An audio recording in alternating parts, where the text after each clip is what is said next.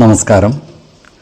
വേദാംഗ ജ്യോതിഷത്തിലെ അമൂല്യമായ അറിവുകളും ആധ്യാത്മിക ജ്ഞാന ഉപദേശങ്ങളും പകർന്നു തരുന്ന പ്രശാന്തം ആസ്ട്രോ ചാനലിലേക്ക് ഏവർക്കും സ്വാഗതം.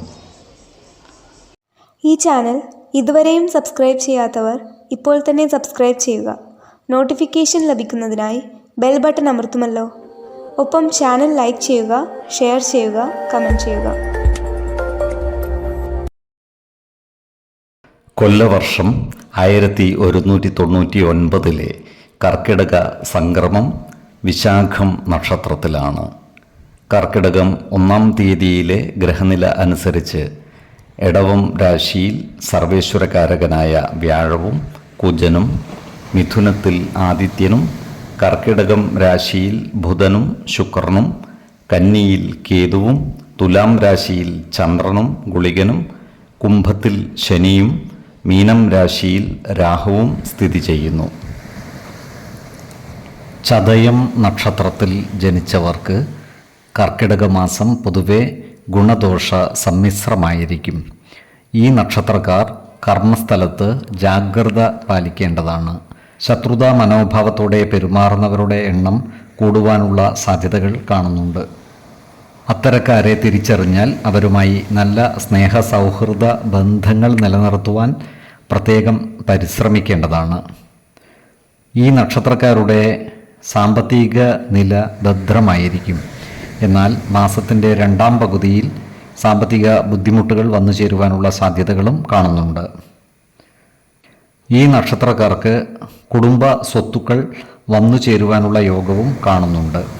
അതിനാൽ അത്തരം കുടുംബ സ്വത്തുവകകൾ ഭാഗം വെച്ചു കിട്ടാനുള്ളവർക്ക് അത്തരം കാര്യങ്ങളുമായി മുന്നോട്ട് നീങ്ങുന്നതിനും അനുകൂലമായ കാലമാണ്. ഈ നക്ഷത്രക്കാരുടെ വിവാഹാദി വിഷയങ്ങളിൽ അനുകൂല തീരുമാനം ഉണ്ടാകുവാനുള്ള സാധ്യതകൾ കുറവാണ്. കൂടാതെ വിവാഹ കാര്യങ്ങളുമായി ബന്ധപ്പെട്ട് പ്രവർത്തിക്കുമ്പോൾ ജാഗ്രത പാലിക്കേണ്ടതുമാണ്. സ്ത്രീകൾ മുഖാന്തിരം അപമാനം നേരിടുവാനുള്ള സാധ്യതകളും കാണുന്നുണ്ട്. ഭൂമി ഇടപാടുകളുമായി ബന്ധപ്പെട്ട് പ്രവർത്തിക്കുന്ന ഈ നക്ഷത്രക്കാർക്ക് കാര്യങ്ങൾ അത്ര അനുകൂലമായിരിക്കില്ല. ഇടപാടുകളിൽ സാമ്പത്തിക നഷ്ടം വന്നു ചേരുവാനുള്ള സാധ്യതകളും കാണുന്നുണ്ട്.